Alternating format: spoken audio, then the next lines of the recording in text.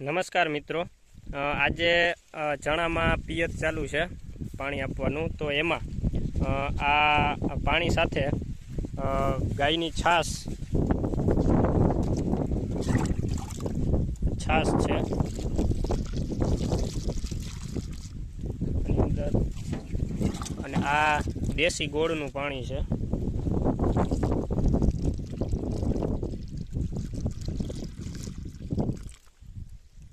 આ રીતે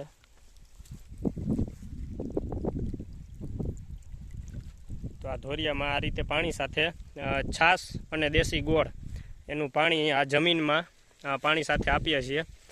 ચણાનો પાક 75 દિવસનો થયો છે. એમાં અત્યારે ફૂલ અને આ રીતે પોપટા ધીમે ધીમે હવે ભરાવાની શરૂ થઈ જશે. લીલા ચણા હવે થશે. અત્યારે ખૂબ સારી અવસ્થાએ છે. અને આ દેશી ગોળ અને છાશ આ પાવાથી જે જમીનમાં બેક્ટેરિયલ એક્ટિવિટી હોય એમાં ખૂબ સારો ફાયદો મળે છે.